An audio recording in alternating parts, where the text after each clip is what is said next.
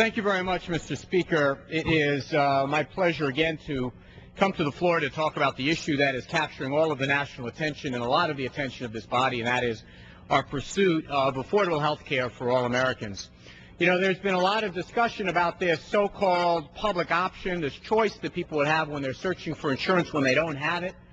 The idea being that if you have a public alternative, an option that doesn't rely on profits, that doesn't rely on high overhead, that consumers would have a chance to choose it if they don't have insurance through their own employers. Now, it's interesting because just this week we got an enormous boost, those of us who care, about having a public option in the final bill. And it came from, of all places, the health insurance lobby. In a rare moment of candor, in a rare moment of telling us exactly what it is that they're going to do, they have told us something that should come as no surprise to anyone that has health insurance. They said they're going to keep raising rates. They said we can pass whatever we want here in Washington. They're going to keep raising rates. As a matter of fact, by their calculation, by 111%. Well, on one hand, I'm stunned that they told the truth. On the other hand, I'm not very surprised. Our rates have been going up twice, if not 3 times the rate of our salaries every year, going up about $1,000 for people who have health insurance. So the idea that they're thumping their chest and saying they're going to keep doing it is not a surprise. But the fact that they were so honest about making it very clear that we need competition for the health insurance companies is refreshing. They've made it crystal clear. The private insurance companies have said, you know what, if you don't have competition for us, rates are going to keep going up. The public option, by the way, is not a mysterious thing. A lot of my colleagues here in the House of Representatives have it. Yeah, they have Medicare. And I checked. Not a single one of them that's eligible for the government public plan we have today has said no. Maybe it's because they're like the country that says, you know what, 96% of people say that they like Medicare. They like the care that they get. It's only got 3.5% overhead, not the 30% overhead and profits that private insurance companies get. They like it. But they don't want you to have it. They don't want you to have the plan that they have.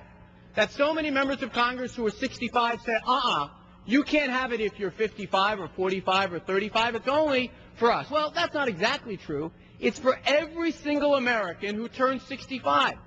It's a government-funded, single-payer, government-administered health care plan that every year we do a survey about, and 96% of people who are on Medicare say they like it. And you can do the following test. Knock on the door or go to a neighbor or stop at someone at the diner who looks like they're 55. Ask them, would you like it if tomorrow you got Medicare? Watch their face light up. They'd love it. Now, we're not proposing that. The President's not proposing it. I know that I would like to have a program like Medicare for all Americans.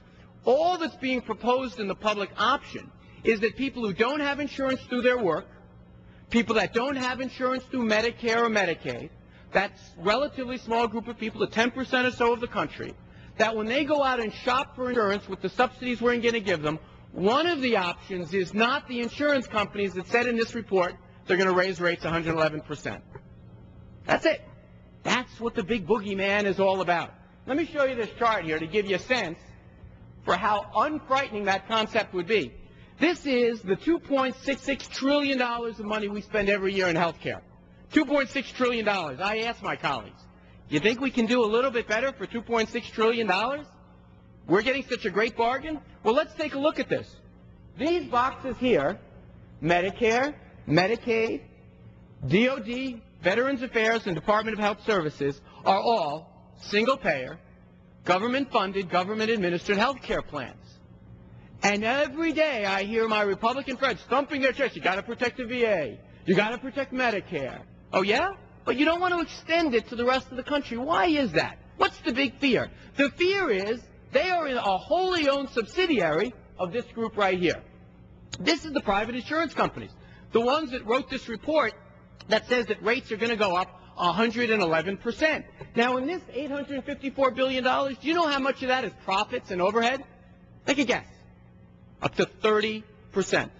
And what some of us are saying is if you want to find savings in the system, you don't want to cut into health care, maybe it's a place to start. Can you do maybe with 10%, 12%, 15%, up to 30%? That's savings that we can get right there. But we're trying to get savings using a free market model. Competition. Let's see if there's someone that can do it more efficiently than 30% overhead. We know, for example, Medicare can do it with about 3.5% overhead. That's the public option, and my colleagues don't want what they have, which is government-funded health care.